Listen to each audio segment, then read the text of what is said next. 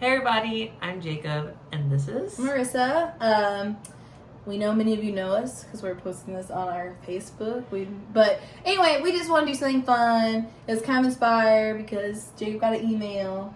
Yes, it was Disney Plus sent me an email and said, why don't you review some Pixar shorts? And so that's what we did. Well, it didn't say review. It just said watch Pixar shorts. But Oh yeah. we were like, okay, so why don't we watch them and review them? And we just thought maybe people want to know what we think of the Pixar shorts. And even if they don't want to think about it, they're going to know now. Well, we had to find all of these Pixar shorts on Disney Plus, and thankfully they were there. So we watched 20 different shorts. Now, it's the Pixar shorts that appeared before, the theatrical movies, except for two, with the exception of two.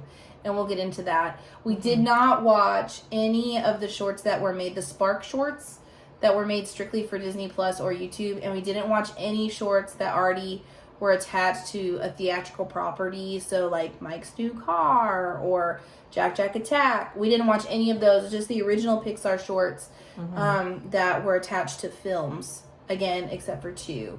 And so we decided to rank them. Yes, so we watched 20 different ones. And we're going to go ahead and start from the very beginning, the bottom of the list, and we're work our way up. Now, I do have to preface, this is just very personal. We, at first, were like, okay, we're going to each rank them, and then try to it was, way too much. So we were like, okay, so we taught, every time we watched them in chronological order of release. And then as we were going through watching them, we would rank them higher or lower than what we've already seen, and kind of came up with the list at that point. And then, just to kind of let you know our process, that was last night, and then today we watched our top 10 again, just to make sure we felt really good about the placement of our top 10.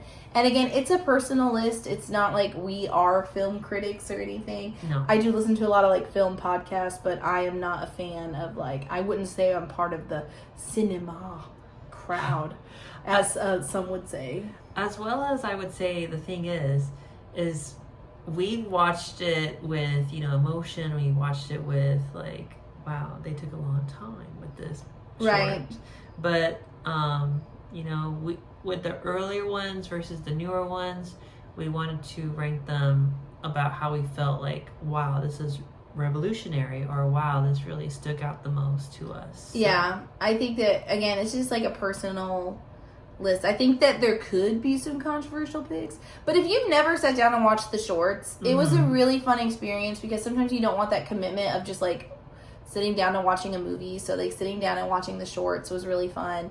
I mean, and they did get progressively longer as time went on, but I think overall it maybe took us an hour and a half to watch all of them, and that's just because we kind of had to get them all together, and then we talked about each of them. And we're not going to really go into the plots of each of these shorts, because if we did, then that's the whole short. But we will kind of give a brief synopsis of our thoughts on the short. And I would just encourage you. There were some that I had never seen, actually. I think Jacob had seen all of them. I've seen all of them except maybe two. And so I had not seen all of them, a lot of them, but not all of them. And so we're just going to give you our thoughts on that. So we're going to go ahead and start. So bottom 20. This movie came out... This one didn't have a film that it was associated with. So it was just by itself. Right. It was one, from what I know, I can't say that I'm an expert, but Pixar, is making shorts to kind of showcase their abilities with the digital animation. Mm-hmm. And this one came out, and at the end of the day, of course, when you see it's it was the second thing that they made, and if you're wow, look at that animation. But at the end of the day, I didn't want to look at that animation. And so our number 20 is the Tin Toy. Now, if you know it, you know it. You know what that visual is that pops up when you think of the Tin Toy. The Tin Toy was very scary.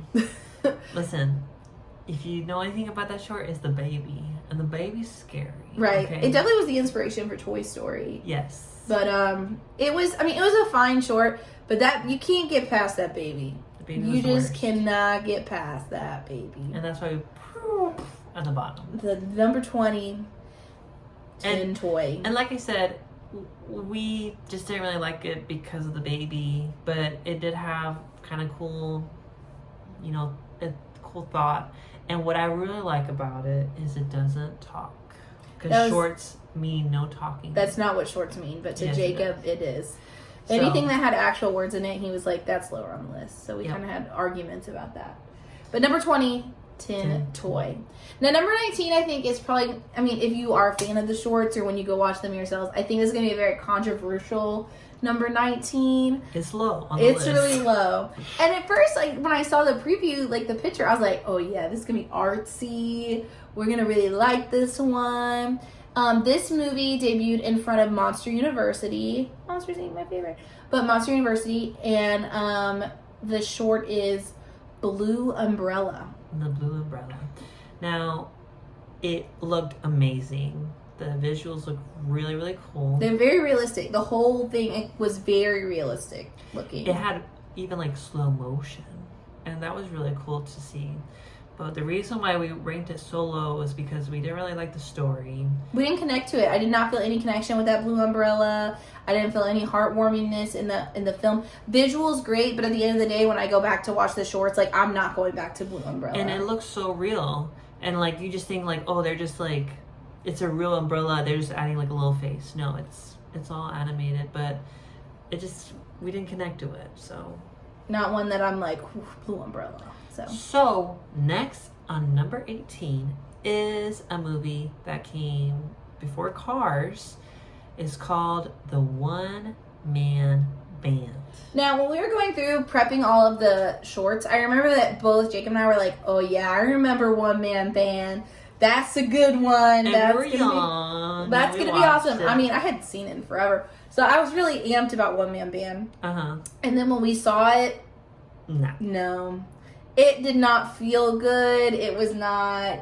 it was okay. The music was okay. The music was fun. Like, that's the only fun part about it. But, like, the message was, like...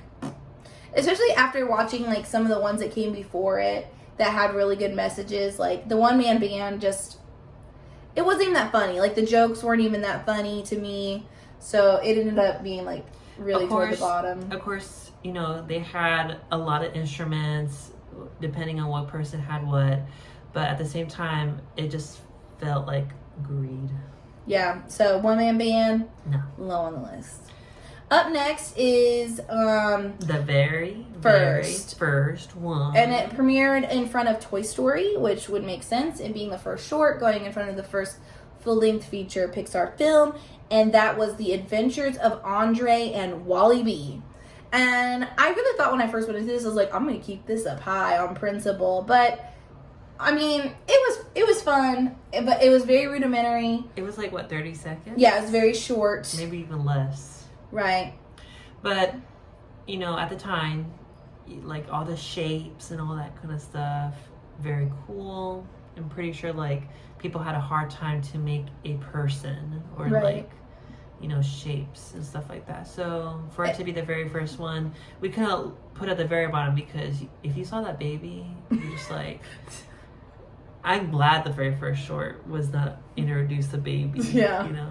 So yeah, they took time. They need to take more time with the human characters. But Andre and Wally B, decent. Was good for what it was. Just a nice little one. Just a little one. It's a short. So next is number 16. I would say probably one of the more well known currently, like shorts. You can remember that song. And it came out before Inside Out. It's called Lava. I mean, a lot of people know that song. A lot of people saw that short. The I Love You song. Yeah. So, it's the volcanoes. Good. And I think part of it was that I was so oversaturated with that song that, like, when I watched it for this, it was kind of just like, yeah. And nothing wrong with music, but it was just, like, kind of repetitive and over. But, like, when you saw the end, you're happy, but like there was definitely a lot of different ones that gave more emotion. So I also think that if I'd have ranked this after the first time I saw it, I might have felt differently because I remember having kind of an emotional connection the very first time I saw it. But that emotional connection obviously was fleeting because watching it again was just like, oh, and there it is. This one actually is relating to an actual artist. You know, I have no idea how to say his name. No, but he's the one that sang Somewhere Over the Rainbow. Mm-hmm. And I apologize that I don't have his name available, but it was based on him and his wife. And his wife, yeah. But yeah, but you've probably heard that one. So that was our number 16. Our number 15 was one that I think we went back and forth. For some reason, like, Jacob is like, this is awesome. And I was just like... No words. We could not... It could go lower for me. But we made a consensus, and at number 15, did not premiere in front of any film. So it was one of the two. One, so. One of the two that did not. Mm-hmm. And that was Red's Dream. Now, we're not going to talk about it. We're just going to just say it. It gave a lot of emotion. That's all I have to say. Like, you could really feel... Some of us could really feel. Just, you could feel that. It was melancholy. I will say that. It was very melancholy. It was okay. It was the third short ever created. So, obviously, the cartoon, the animation was a little rudimentary, but it... You saw that, and, like, this was, like, what, in the 80s and 90s? And you're just like, wow, that's really cool. So, Red's Dream... You gotta look. You should watch it. Yes. Even though it's low on our list, but well, I mean, it's not in the bottom 5. No, it's in the second layer, I guess. So, Red's Dream, number 15. Now, number 14. This was one I had never seen. It premiered in front of Brave, which I realized there was definitely an era of movies I did not see in the theaters. So it was called La Luna. It was definitely like a father-son generational type grandfather, father, son. Right. Short. I had never seen it. It was very cute. It was fun. It just wasn't one that I was like really wowed by. The visuals were nice. There were a few nice moments. It was a sweet short. Yeah. I would say like there wasn't really a lot of like colors. It was just like your normal colors. Mm-hmm. So we just put it down there. Or not as high because of like it was just like a nice little sweet story. Right. It was good. Just not one that when I think on the shorts I'm just like, wow. And before we even say like, oh, she's only seen it once, there's another one that's definitely higher on the list that I had never seen. And when I saw it, I was like, this is the short. So no haters out there saying like, but you've only seen it once. How can you have an emotional connection? Listen, it just was nice. So the next one. You know this one. You know this one. This one's you know it. Speaking of ones that you think of, like when you hear Pixar short, Number this is 13. This is one that really comes up. Right before Finding Nemo, which a lot of people saw in theaters, was Knick Knack. And I think, I mean, in case you don't know, it is the one with the snowman and the snow globe. Yeah. That's definitely like... That's one of the Pixar shorts, in my opinion. It's like when you're thinking of it, you're like, oh, I remember the snowman. You know? Yeah, you remember that when you see that graphic or you hear that beginning, like,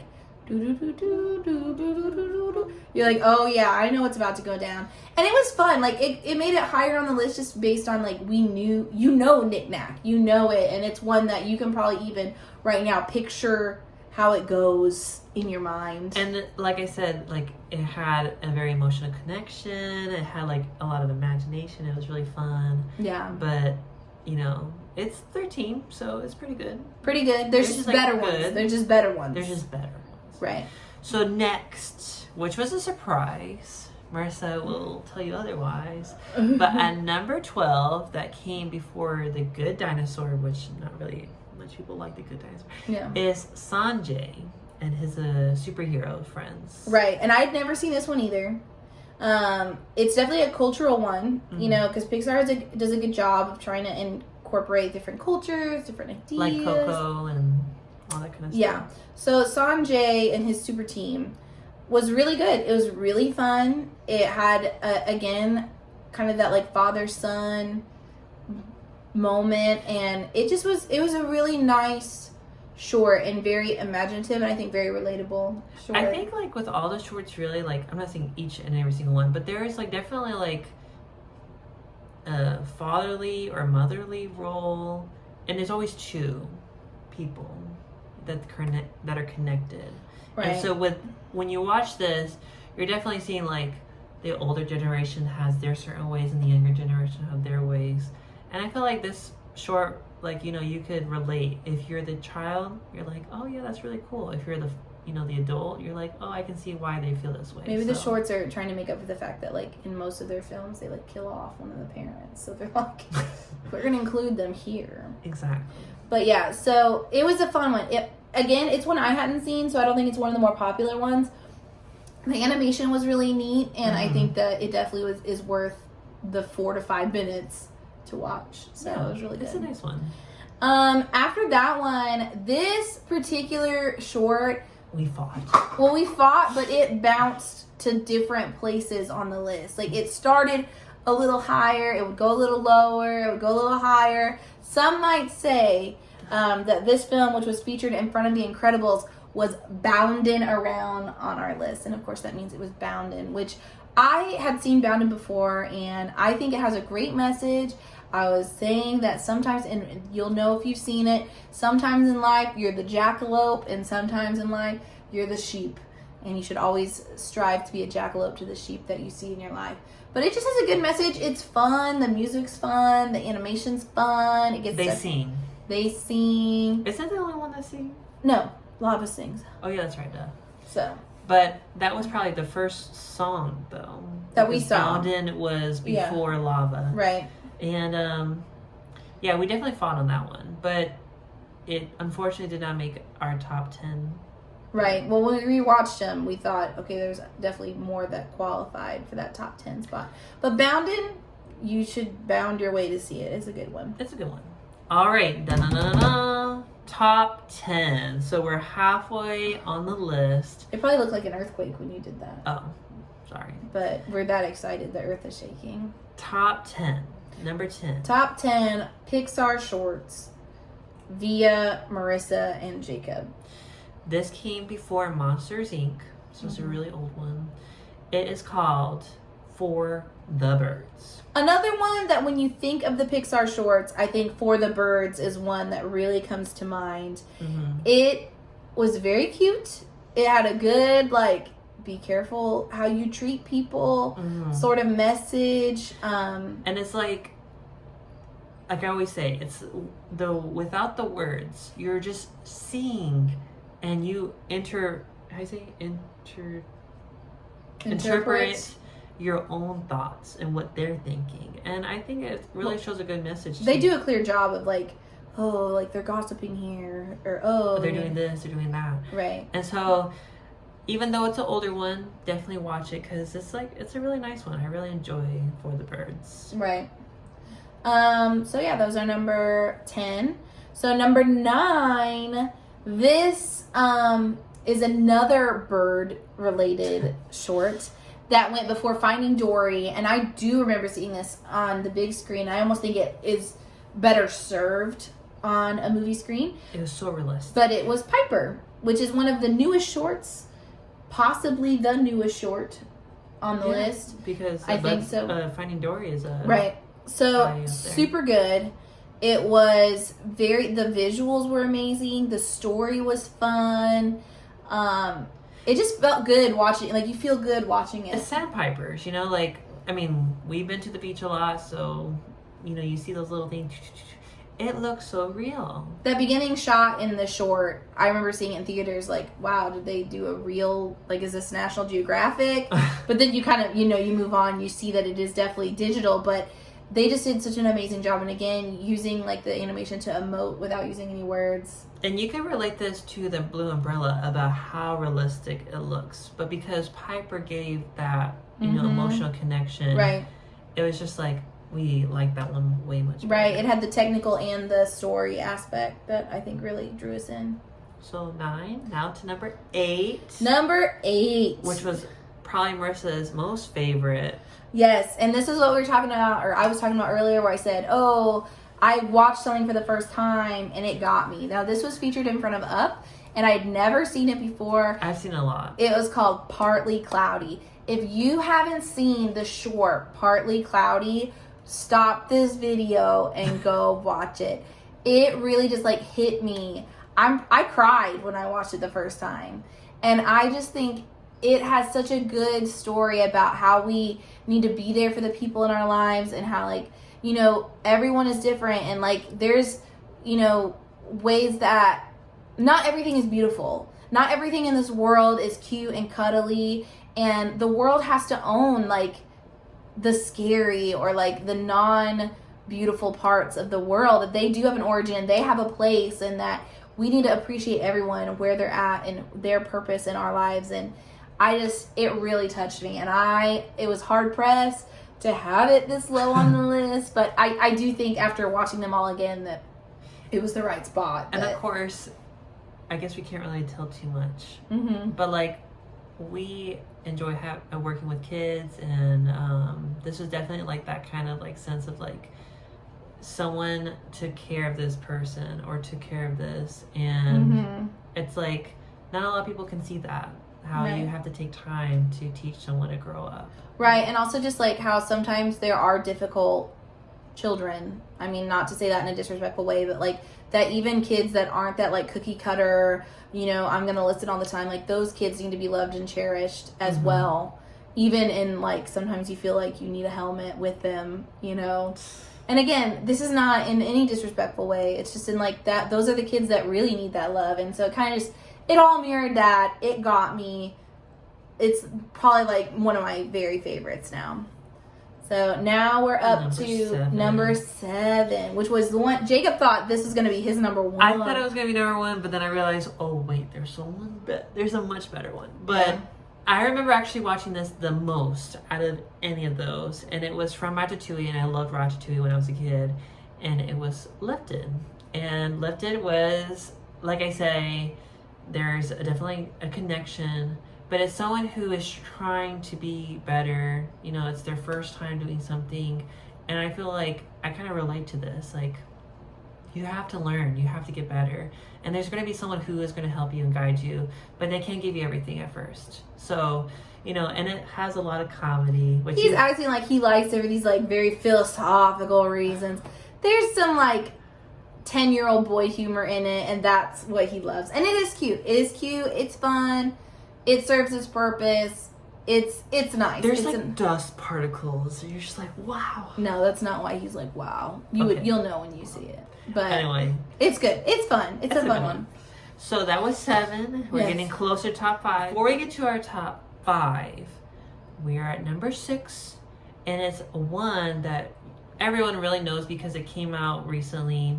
And if you didn't watch this movie, you've probably seen the short because of how popular the short was. Right, I gotta rescind my statement because I think this is probably the most recent short, actually. Not Piper, this is probably the most recent short. Before Incredibles 2 was Bao.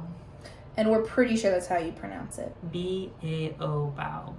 But, yeah, it was a good one. I definitely remember crying in the theater watching it. I've seen it a lot, kind of like Lava, where it's like kind of... It's like integrated in your head. Like, you know that one. You know that one. It's good. It's emotional. The story they told... I mean, they told that story. They told that story from beginning to end. It was an emotional connection between son and mother. And, of course, you're like... It started out weird. It kind of ended weird. But you can tell, like... It's different because... That's probably just how the way the mother saw her child grow. Right. And it just was it was really nice. And I think that like we all can relate to maybe like losing a person in our life that was close to us, or if you have that relationship like with your mother or with a child. It just was it was a fun visual for children, but like a really hard-hitting emotional for the adults. So, and I'm pretty sure like when the kids grow up and they rewatch it, like how we did, like we rewatched most of these, we like said, wow, how great and for the video this was. So that was good. So now we're at top 10. We're not though. We already did the top. I'm sorry, top 5. 5. So this is this next one appeared in front of Toy Story 2. When I watched it, I was like, I thought hard that this needed to be in the top 5. And I don't know if Jacob agreed or disagreed. I agreed. But I was like, this one needs to be in the top 5 based on like when it came out. It's sort of revolutionary. It also has a huge influence on Pixar as it is today. And that is Luxo Jr. That is the lamp. As every Pixar movie you see, the little junior comes to the eye and jumps on it. And it's because of the short. Yep. So... I mean, we can pretty much spoil it because I'm pretty sure everyone has got an idea. Right. But if you watch it, I mean, you just see like, you know, a lamp, but you see a body. Like, you see it has emotions, even though it has no face, nothing. It shows the way it looks at things, and like, it's a lamp, so it has light, and you see the shadows and everything like that, and that's really cool to see. It was very well done, and they personified a person with the lamp, and that was what really sold it. I mean, because we saw sort of emotion with Andre and Wally B, but when you go to Luxo Jr., it's like, wow, they've really created the sense of, like, you see that parent that's like, what are you doing now? You know, you see the joy of the child without a face, with just the movement of the lamps, and that's what made it, like, solidify in our top 5. I remember, this is like the 80s, so when the little lamp was going to one side of the screen to the other, it was attached to a power outlet, so you saw the string going along with it. So it's kind of cool how, you know, there's not just the lamp, and like, when it jumps, it made that sounds, or when it swiveled away, like, it has a lot of cool sounds and stuff like that, so it's awesome. Right, definitely. So our number 4, this one I had never seen.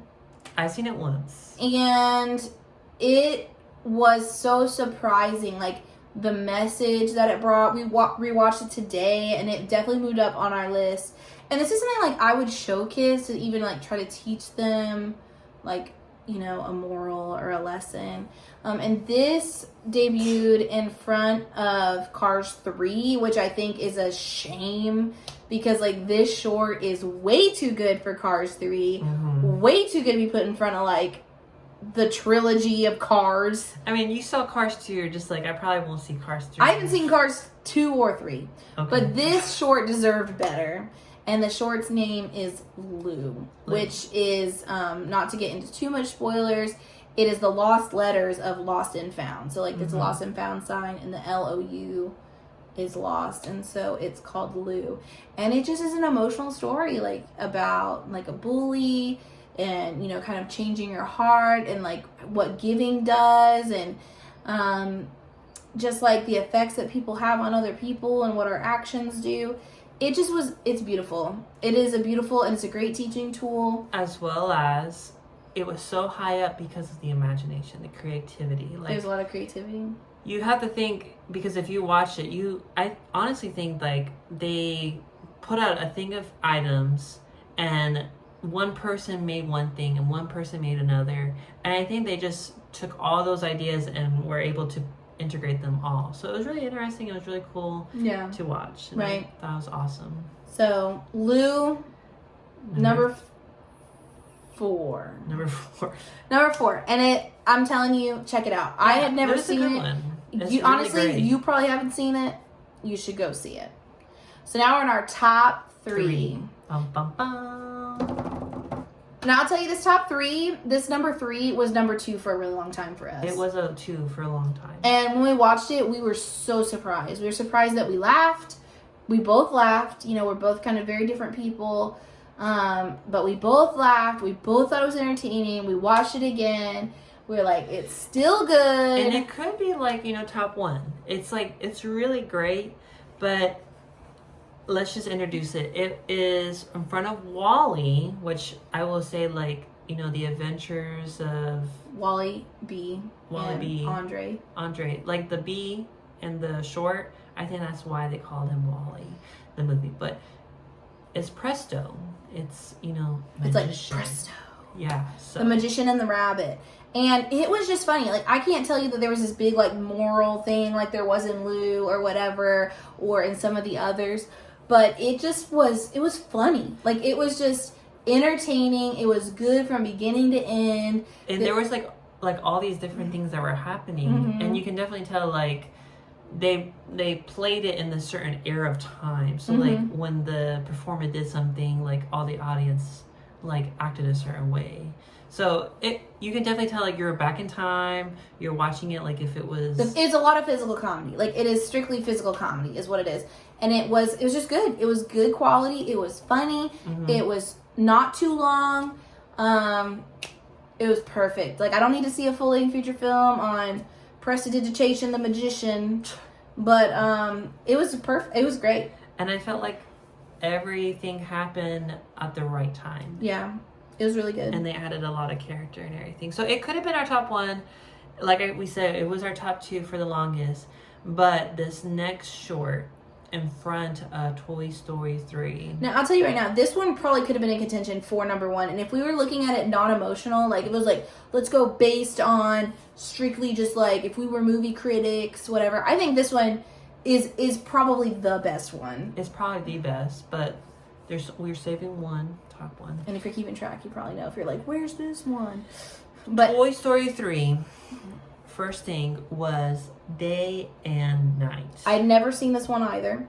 And it was amazing. I mean, it is just, it's stunning. The way they use sound, the way they used visual, the way they used storytelling. Where it like zooms in, zooms out. The way they did character with Day and Night. It is just, it's a marvel. It's an artistic marvel. And like, why did Pixar do this? I don't know. But it deserves an award, in my opinion. And if it did, it deserved it. Yeah. It is, yeah. We didn't do a lot of research. But listen. Prior. You're literally watching a person that is... personifies day and personifies nighttime. But it's just like, any sound that they make or anything that you can see that goes through them, it's just like, wow. Like, they did it. Perfect. Each little thing was meant for that. And also it had a good message. It was all about like not being scared of the unknown, because day didn't know night and night didn't know day. So when it saw each other, they were really upset at first. But it had a big message of just like, just because you don't understand something doesn't mean it's bad. Mm-hmm. And I think that that's a really great message to go along with this artistic vision that they had. It was amazing. Yeah. Really great.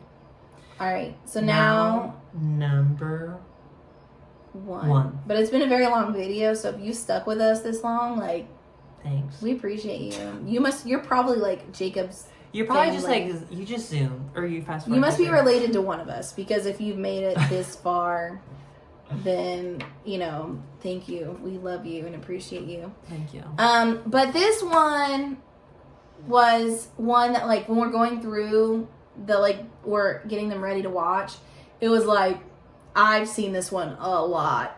And it was like, this is when I think of Disney shorts, this is the one. This is the one. This is the one. It's like, I remember seeing it again and again. Me too. Thinking it was hilarious. I was thinking, there's no way it's going to be as good when we watch it again. It was. And we only put this one at the top because we did have a lot of emotion connection to the story. Right. And I wouldn't say it's like I was emotionally like relating to that character. It's just more of like nostalgia and all of that. So in front of Bug's Life is Jerry's Game. And that's the old man with the chest, if you don't know. And it is just, it's good. And trust me, as soon as you start thinking about it, I bet you were like, I remember that short. It's funny. They did great visuals. There's a lot of just like humor. It just feels good. It's just a good short. And we watched it again today. And like you're looking at all of them, and you could even watch the Luxo Jr. It's with 2 people. You watch Tin Toy. It's with a lot of different things. You watch, Red's Dream. These were like the very beginning ones. There's a lot of going on. But with Jerry's Game, there's only like one person and a chessboard. Like, it's just very simple, yet they were able to make this beautiful story. It wasn't long. You can definitely tell, like, as the short was going, it was building up to something great. And honestly, like, so well. Without all of that fanciness, like, it just was a short that sticks with you. It sticks with you. I mean, do I remember much about Bug's Life? No, but I remember that short. When I see that thumbnail, that's Jerry's Game right there. And it's good. And it's our number 1 theatrically released original Pixar short. Now listen, if you had Disney Plus and you're looking for all of them, when you click on Jerry's Game and it shows that like picture before you push play, that's the picture that's like, you got me. Yeah. You won. Now, if you are a fan of Disney shorts, or if you go and watch them, like, let us know what you thought. Or let us know what your favorite one was. Yeah. Or if you think that we did something crazy, like, you're probably not going to change our minds. But we would love to hear what you think. And honestly, it was a fun thing to do, just to watch the Disney shorts, rank them. If no one watches our video, we still had a lot of fun. If you watch our video, we hope that you had fun. Unfortunately, like, Disney Plus is kind of still developing, but like, it took us a while to watch them all. But if you're just like, you know, just doing something different, like, watching the shorts was really fun. Yeah. And like you say, you're not committed.